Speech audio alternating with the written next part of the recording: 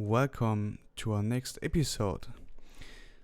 So I've picked already a patch for us, like always, this time my Mega City pad from the Analog Cyberpunk soundset.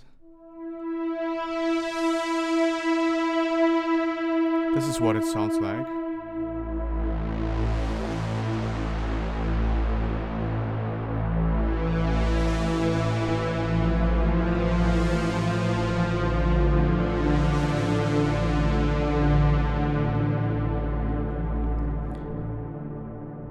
And don't know if you can already hear this, but the LFO, what it's doing here is changing the waveform of oscillator 3. It's just a little bit audible, a little bit of movement. But like I told you in the last lesson, that LFOs are something that gives constant motion to whatever you want to route it to. And this has two main purposes. So the first one is to just change the core of the sound. So let's take LFO and, for instance, add it to fine tune just to give it more instability.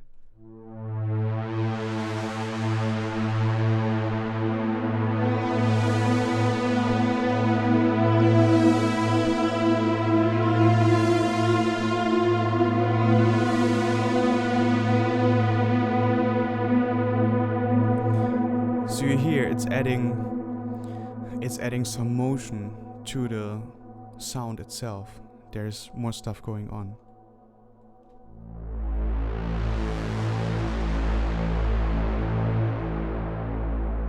This is one way to apply LFOs. The other way is to create rhythm, actually, and you can do this really well with the cutoff.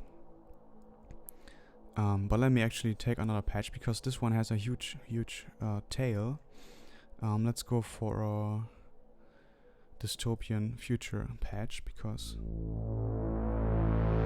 it's a little bit cleaner for this purpose. So by the way, let's see, this LFO is routed to this modulation here on engine 2. So you can see what it does here. It's really slow, really subtle, but it creates a part of this motion. But I wanted to tell you about rhythm, so let's take LFO2 and route it to our filter.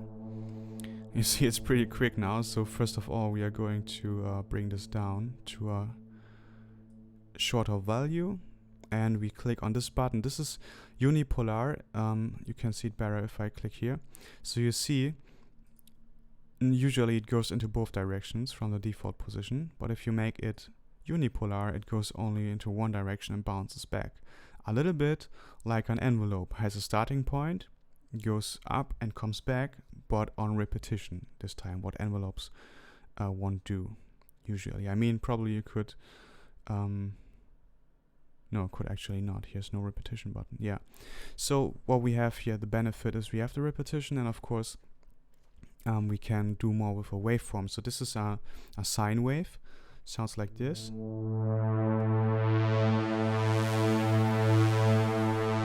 But if you really want to, and it sounds a little bit metallic, let's try it other direction.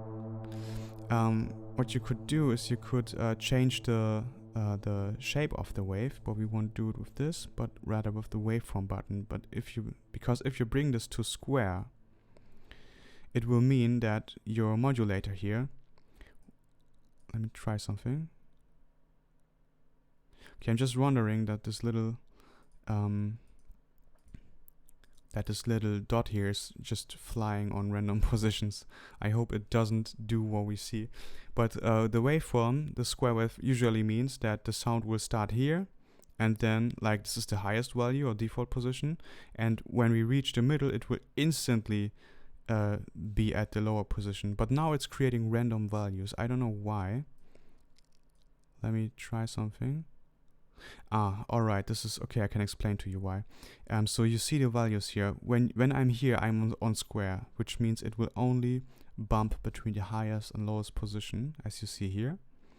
If I bring this further, we will get a little bit of sample and hold. And sample and hold, which you will learn later in the random chapter about the randomizer, is that sample and hold always gives you random values when you hold down and out, something like this.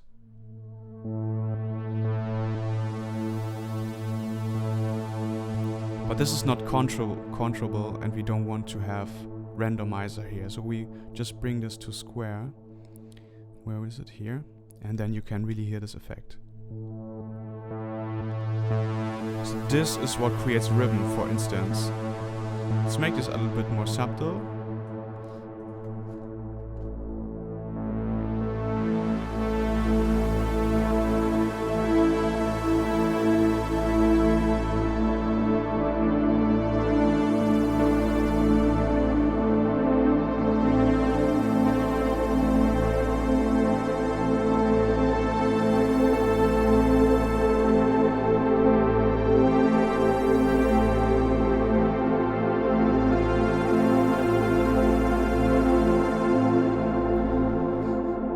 So this is a strong example for an LFO set to square wave, because with this you can really play crazy with rhythms, and you can apply this to many things.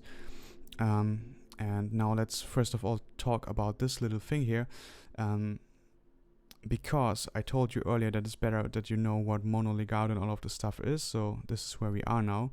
So mono, as you remember, means that voice stealing is happening. That means that, and let me make this slow so you can really see this. So if I play a note and I play another note, I'm going to reset the envelope, the LFO. So what this does mean, or let me show you this in a better example. It won't sound really good, but so you get the idea better. Let's take this away from our cutoff and let's bring this to pitch, because then you can really hear. It will sound terrible. Actually, not to this pitch, to the whole pitch of the synthesizer. Oh yeah, we have two engines.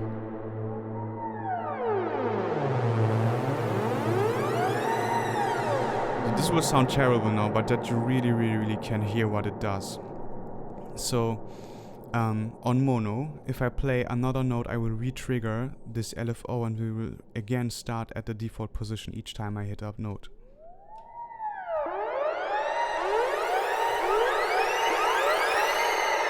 Right? So this will steal like each new no, don't think in stealing. Just I mean mono in this way and legato poly, it won't affect the amount of voices you have. If you have set here 8 voices, you can play 8 voices even if this is mono. It just means that every new note that you play starts the cycle for every other note. So even if I play 4 notes and I play a new note, here it's getting reset for all of them. Legato, however, is, as you would suspect, if you hold down a note and you play other notes, they will just take whatever value that is currently there.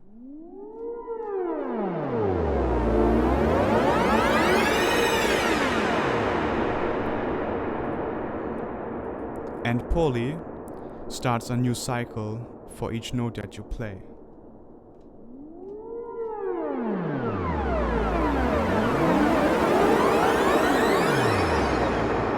So I've played 4 notes now, and every note, when I hit them, starts here and has its own cycle, independent from the other notes. Maybe another note is already here when I play the second note will still start from here and not re-trigger the first one, which is still in the process of going through. So this is poly. So poly means each new note starts at the default position and then gets its own cycle without affecting all the others. Mono is re-triggering the cycle for every other note that's being played as soon as you play a new note. Legato keeps the settings for each other note if you hold down one note when you play the next one. And the last important reset source that you need to know is free running. Free running means that this here is just doing its thing. It doesn't matter when we play, what we play, how we play it. It will just do what you see here already all the time, and we will just jump in whenever we want, like here. So you notice I started up here, so we have a higher value. If I hit a note when it's down there, we will start low. So this is what free running is. It just lets the LFO mind its own business. So this was a really terrible example for your ears, but a good way to hear this, because I will show you this now on the cutoff filter, but just so you have an understanding, because sometimes it's really hard to hear. I mean, if I make this on poly, can you really tell if this LFOs get re-triggered? Like,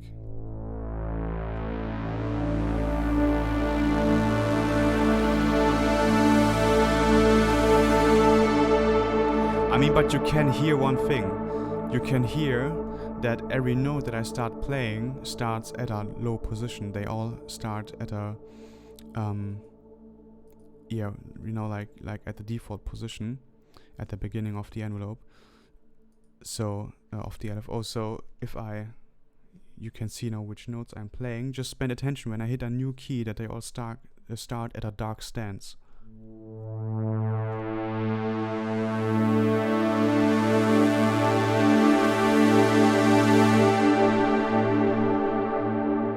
If you compare this to mono will reset it for each note, so you can see it here.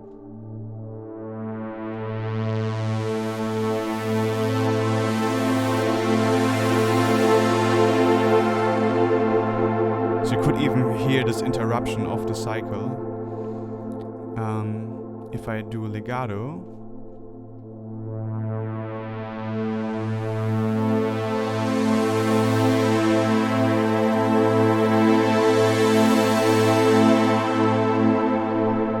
they just join wherever we are at, but it was not that audible again this time, maybe because sometimes when I played the first notes, we went here, but when I played the fourth note, we were back here. So you could, so it still sounded like you would start at this position. So this is why I showed you the thing with the pitch before, because it was more audible there what's really happening. Yeah, and free running, as I told you, is it starts where it is. So if I start now when this is up here, we will have a brighter start sound.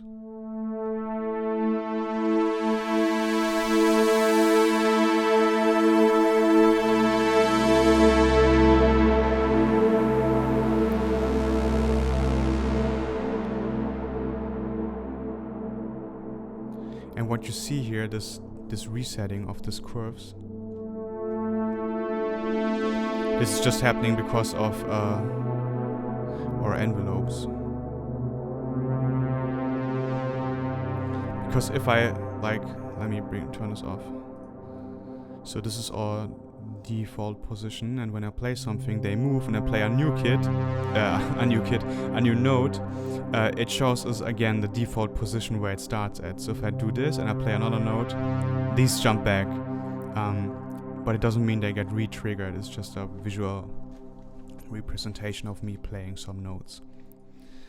So this is the different modes from the LFO. And like I said, you can either use them to add a little bit of sound difference, like modulating the fine tuner, as you can see here, modulating the amount of frequency modulation, or you can use them to create rhythm, like I told you here, with doing this and then doing something like this. So this is creating rhythm.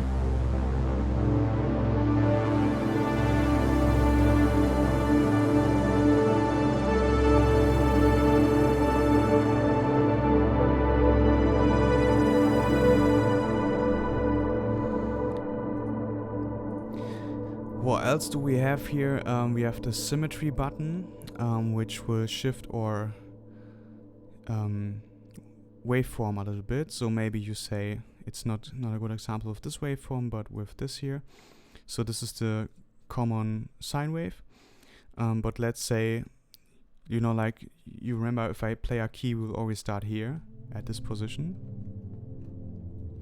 So maybe you say, hey, I wanna Oh, sorry, this is the wrong button actually. Well, I wanted to talk about phase, sorry. You could say, hey, I want to start up here, or hey, I want to start down here. So if I play here, you see, let's actually verify this.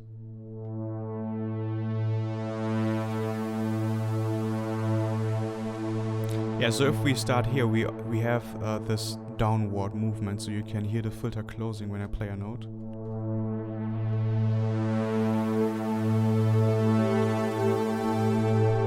If we, however, start here, we will rather get an opening.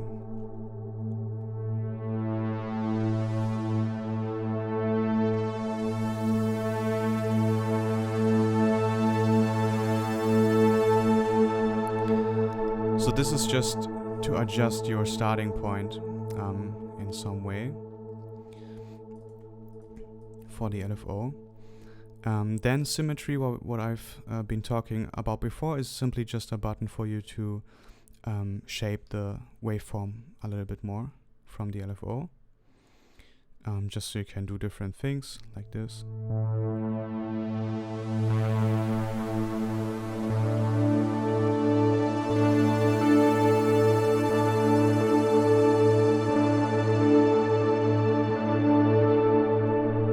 Which is pretty cool as well. And then we have the fade button. So if you see, this is getting darker here. This is a fade in, which means if I make this to a level of 11 seconds, it won't actually take 11 seconds until it's audible, because you can see this dark line is progressively going higher, and the time from the dot starting on the left side until it hits the black area is just a few seconds. But it's still a fade in. It means just that the LFO takes a little bit of time before it gets activated. So if I where is it? What is that? This is weird, we don't need this. Okay. So LFO2, so let's bring it to the pitch, and then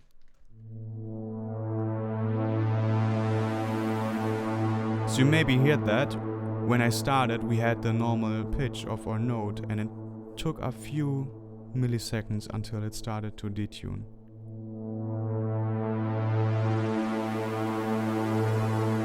Because there's this fade in.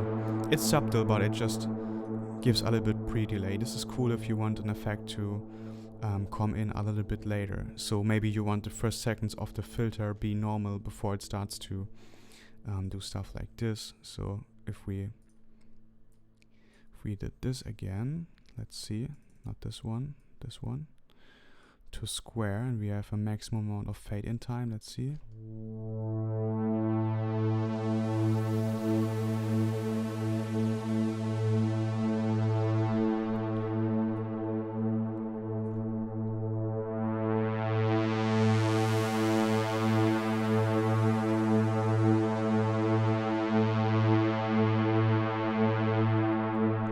Okay, I was wondering why nothing is happening. That's because I've picked LFO1. Let's take this away again.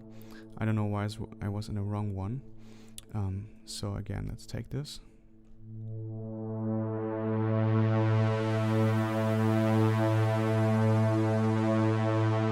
Now you really start to hear it, right? It's getting stronger now. Because the fade in is 20 seconds, so it takes really 20 seconds to completely unfold. So if I start, you won't hear this bumping. But now it slowly comes in, always getting a little bit stronger.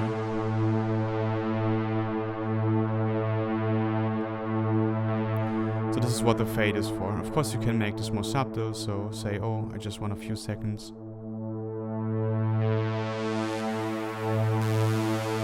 To be unaffected. This can have a lot of purposes depending on the patch that you're creating.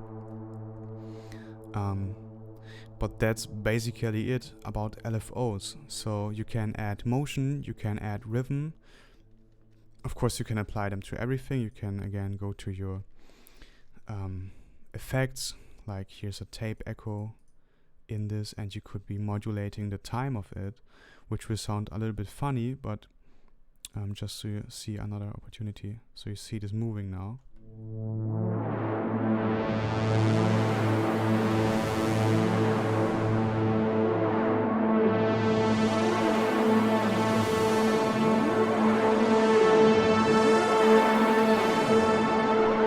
of course an extreme example now,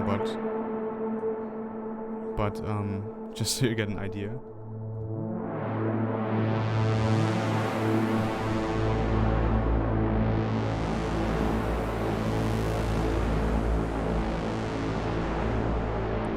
So there are basically no limits. You can really just apply them to whatever you want, and find the kind of modulation, the kind of motion, the kind of rhythm that you want, and then you just pick your part of the synthesizer, your knob, and then you just start modulating it. And then you can mess with the shape, with the starting position, with the reset type, and of course here the times. I think this is self-explanatory. It's just the quickness. And like I told you before, you can have triplets which are a little bit quicker. So like a quarter note triplets is a little bit quicker than a quarter note. Dotted does the opposite. It's a little bit slower than quarter. And this is true for every other value that you pick. And this is simply just the time, or you bring it to Hertz, to FreeSync, and can just pick whatever value you want. But I always recommend to use the synced versions, because they are synced to the tempo in your DHW, so you don't have rhythm issues when you put this into your composition, because it will all be within the beats of your composition. So far about LFOs, and we will see us in the next lesson about functions.